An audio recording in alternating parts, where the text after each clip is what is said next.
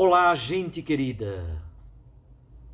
Hoje é sexta-feira, dia 19 de fevereiro.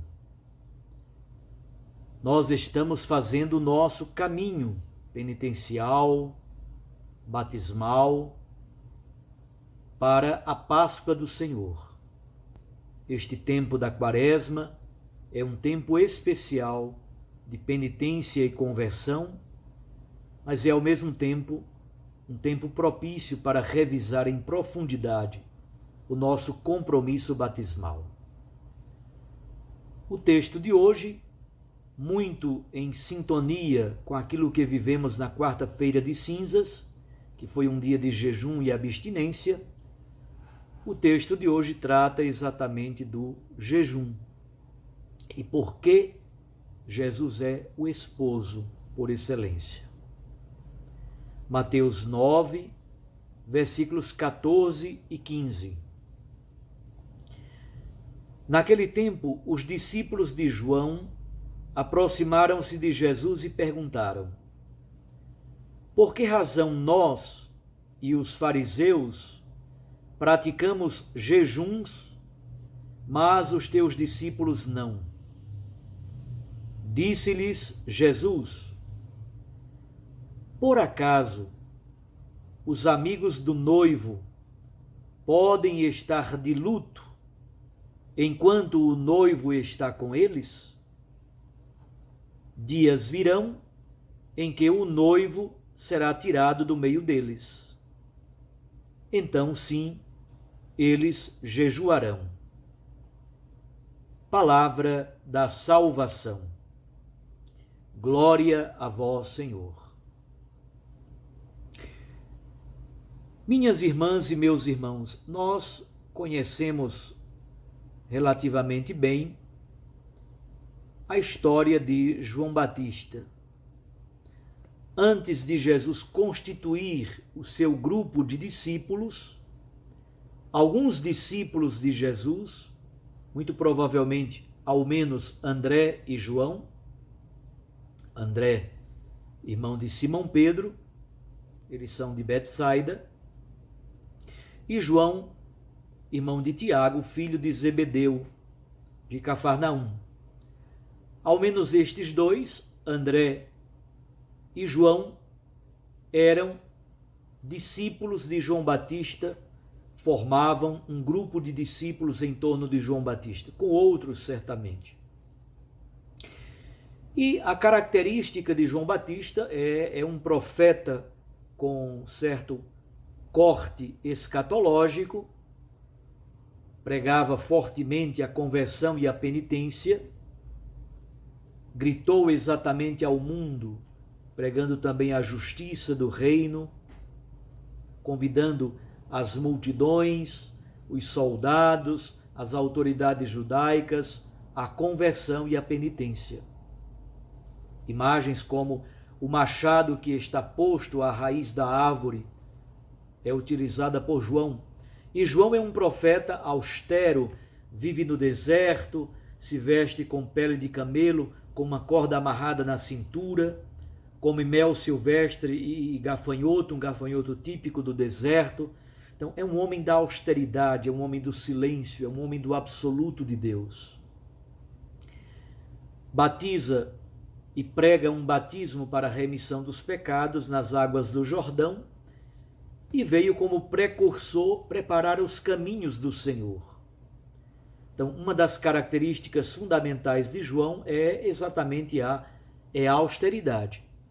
João é caracterizado por essa dimensão da austeridade, da rigidez, de hábitos muito fortes. E um deles, como era característica não somente de João e do seu grupo, mas também dos fariseus, uma destas características eram jejuns esporádicos. Ora, os jejuns geralmente estavam vinculados à penitência, à conversão, mas também estavam vinculados ao luto. Muitas vezes, o jejum é associado à perda de um ente querido.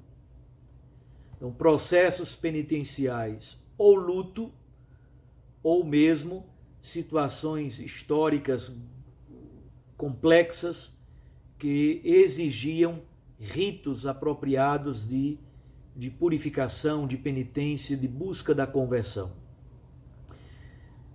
Só que, enquanto João Batista é visto como um profeta austero, que jejua, que pratica penitência, etc., Jesus muitas vezes foi acusado de ser comilão e beberrão, amigo dos publicanos e pecadores. E os próprios discípulos de João Batista perguntam: por que razão eles, discípulos de João, e os fariseus jejuam e os discípulos de Jesus não jejuam? A resposta de Jesus é muito bela e tem a ver com uma teologia esponsal. Tem a ver também com a aliança. E Jesus se utiliza da metáfora esponsal, a metáfora do casamento. Jesus diz: por acaso os amigos do noivo podem estar de luto enquanto o noivo está com eles? Ora, numa festa de casamento, os amigos do noivo o acompanham na festa. E a festa do casamento é o momento da alegria por excelência.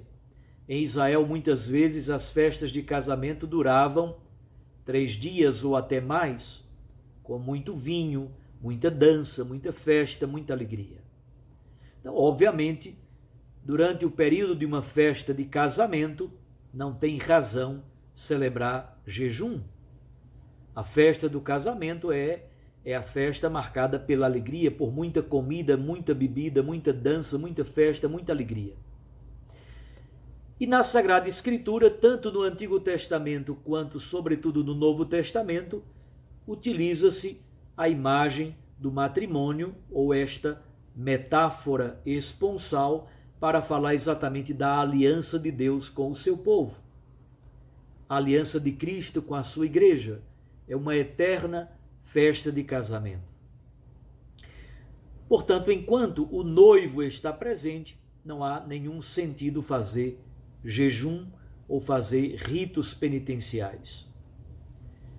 Contudo, o final do versículo 15 do texto de hoje já nos diz: um dia o noivo será tirado do meio deles.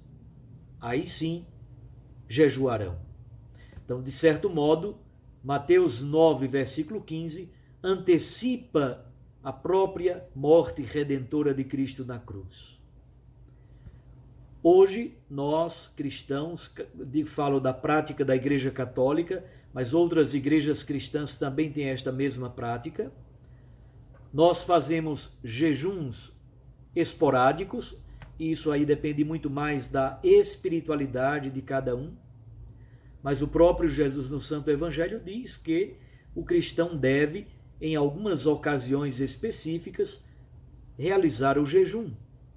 Ele diz que alguns tipos até de espíritos impuros só podem ser expulsos com jejum e oração, isto é, há alguns embates com o mistério do mal presente no mundo, presente na sociedade e às vezes até em nós mesmos, na nossa família, na nossa comunidade eclesial.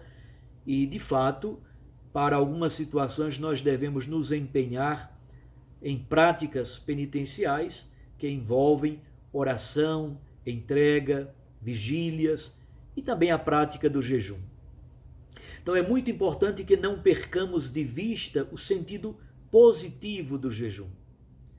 A Igreja Católica, como também outras igrejas, pedagogicamente oferecem durante o ano no calendário litúrgico alguns dias específicos em que os cristãos católicos devem praticar jejum e abstinência. Agora, é muito importante não perder de vista aquilo que diz o profeta Isaías no capítulo 58. É muito importante, releia Isaías capítulo 58, o verdadeiro jejum que agrada a Deus. Isto é, o rito exterior, que é uma prática litúrgico, um sacramental importante, que nos faz entrar num processo pedagógico de conversão, de penitência, de revisão de vida, de reflexão, de tomarmos consciência da nossa própria existência. O jejum nos ajuda pedagogicamente a tudo isso. Mas não somente, o jejum é um modo também de dizermos, na força e na luz do Espírito Santo, que o ser humano, guiado pela luz do Espírito Santo de Deus, é capaz de educar os seus instintos mais baixos e primitivos. Quando o ser humano se entrega radicalmente aos seus instintos, ele se animaliza, ele se brutaliza, nós nos tornamos animalescos. Então, o jejum é um modo também de nos recordarmos, à luz do Espírito de Deus, que nós não somos animais brutos, não somos bichos brutos. O Evangelho, o Espírito Santo, vai nos purificando, nos educando na fé, nos direcionando. Só que essa prática litúrgico-sacramental exterior, ela deve vir acompanhada, na verdade, de um conteúdo interior profundo, sobretudo a busca da justiça, da santidade, da retidão, do amor aos pobres, da caridade, da misericórdia, da compaixão, do diálogo, da unidade, da paz, da tolerância, do respeito. Portanto, o gesto exterior do jejum deve vir acompanhado desse conteúdo bonito que está lá em Isaías capítulo 58. O verdadeiro jejum que agrada a Deus é, de fato, a justiça, a prática do direito, a busca sincera da conversão na graça e na luz do Espírito Santo. E nós temos o noivo conosco. Jesus é o esposo por excelência. E aqui vivemos esta relação bonita de aliança, uma relação esponsal. Deus fez um matrimônio com o seu povo. Cristo esposou a sua igreja. Ele é o esposo fiel de nossas almas. Vivamos então com o Senhor esta aliança bonita, de comunhão profunda, buscando sempre, através das práticas exteriores da Quaresma, a via sacra, o jejum, a abstinência, através destas práticas exteriores, na quarta-feira de cinzas, refletimos sobre jejum, esmola e oração, e Jesus nos ajuda a passar de uma vida de exterioridade para uma vida da interioridade. Esta é a relação correta com Deus. Mas, através de todas estas práticas exteriores, na verdade, vivamos a experiência interior, que nos santifica, que nos coloca verdadeiramente no caminho da vida, da salvação, da experiência fundamental da Páscoa do Senhor. Um abraço a você, até amanhã, se Deus assim nos permitir. E eu sempre recordo a cada dia essa frase tão bonita. Recorde sempre, a palavra aquece o coração e a Eucaristia nos lança para a missão. Fique com Deus e Nossa Mãe Maria Santíssima. Eu os abençoo, em nome do Pai, e do Filho, e do Espírito Santo. Amém.